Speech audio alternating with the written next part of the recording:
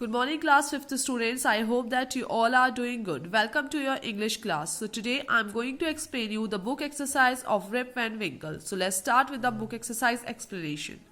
So your first word is idled away. The meaning of idled away means wasted. कोई चीज waste कर देना.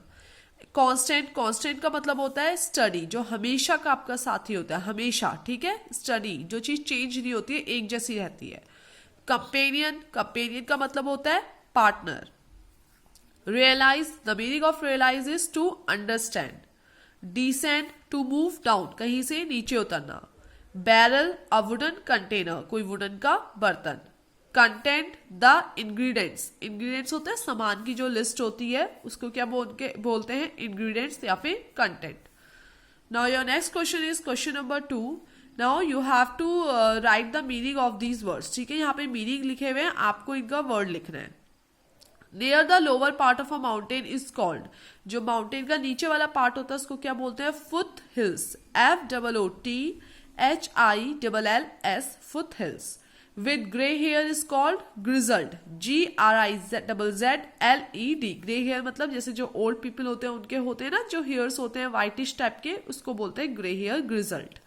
To rub gently, आराम से रगड़ना means stroked. STROKED, stroked.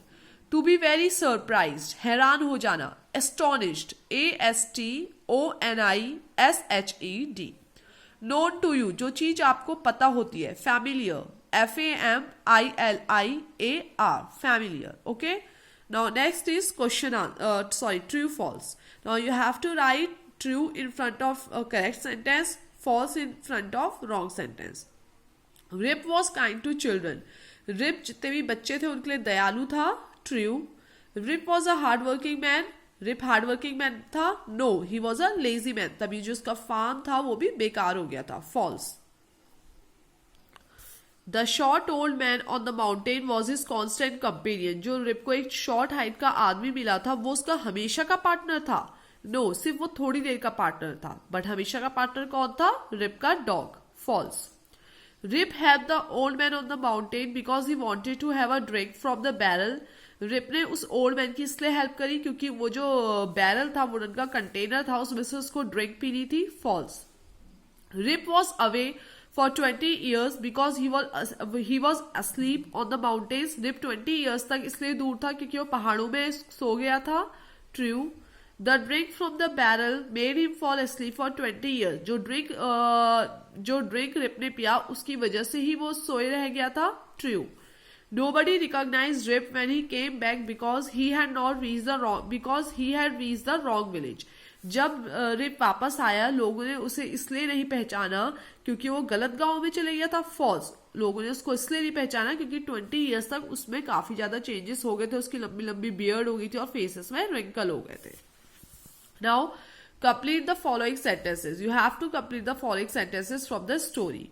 Rip village was situated. Rip का village कहाँ situated था? At the foothills of Catskill Mountains. And don't forget to put full stop at last. The children of the village loved him because, जो गांव के बच्चे थे वो rib को इसलिए लाइक करते थे because he played with them, he told them stories, tell them how to fly kites, anything you can write. Dash was his constant companion. उसका हमेशा का साथी कौन था? Wolf the dog. The villagers stared at him because, जो villagers थे वो rib को इसलिए घूर रहे थे क्योंकि they did not seem to know him, क्योंकि वो लोग उसे नहीं पहचान रहे थे. The old woman who recognized Rip was, जो old woman जो जिससे रिप को पहचाना, recognize मतलब होता है पहचानना, ठीक है.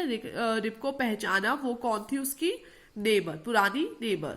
NEIGHBOUR, neighbor. All right. Now coming to let's write exercise.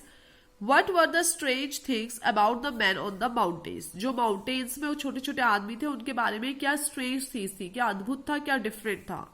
Number 1, they all were dressed the same way. उस सबने एक तरीके के ही कपड़े पहने थे. All had beards of various shapes and colors. सबकी जो beard थी, दाढ़ी थी, वो अलग अलग कलर और शेप की थी. Their faces were very serious. उनके फेस बहुत ज्यादा सीरियस उन लोगों ने बनाए हुए थे, कोई इमोशन नहीं थे उनके फेस में. दे डिड नॉट स्पीक, और वो बोल भी नहीं रहे थे. Now, what kind of a man was Rip Van Winkle? Rip Van Winkle कैसा इंसान था? He was a kind neighbor, वो दयालु पड़ोसी था. He was a good natured man, उसका नेचर अच्छा था. He loved to the children, उसे बच्चे पसंद थे.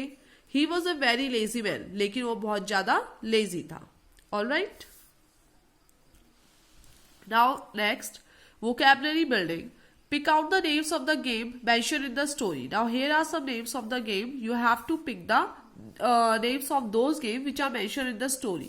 जो गेम्स के नेम स्टोरी में मेंशन करे गए हैं वो आपको इसमें से पिक करना और यहाँ पे लिख रहे हैं. Flying kites, 9 pins, shooting marbles, mountain climbing. Mountain climbing मतलब पहाड़ में चढ़ना. Alright. Now next is question number 2. Sometime we join two words to make a describing word. For example, Rip was a good natured man. तो कभी कभी हम किसी चीज को डिस्क्राइब करने के लिए दो वर्ड्स को ज्वाइन कर लेते हैं. जैसे गुड और नेचर अलग अलग है, इन दोनों को हमने ज्वाइन कर लिया था रिप को डिस्क्राइब करने के लिए. तो ऐसे ही आपको ऐसे दो दो वर्ड्स दिए हुए हैं, आपको इसमें से अकॉर्डिंग टू द सेंटेंस सही फिल करना है. Okay. Mrs Das has a dash job in a cloth shop. Mrs Das की कौन सी जॉब थी, इनमें से ही सेलेक्ट करना है. ओके. अपने मन से नहीं लिख सकते आप. Part time job in a cloth shop. Yesterday an odd looking woman walked into the shop. She was wearing high heeled shoes. A sweet looking dog was with her. I want a long sleeve shirt for my dog. Please, she said, for your dog? Asked Mrs. Das, open mouthed in surprise. Yes, replied the woman. I want him to well dressed for my next party. All right.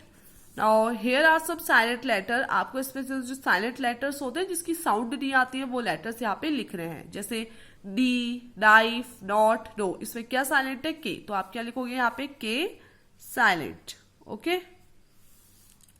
ऐसे इसमें neighbor, daughter, fight, straight. इसमें किसकी sound नहीं आ रही है? GH. तो you will write here GH.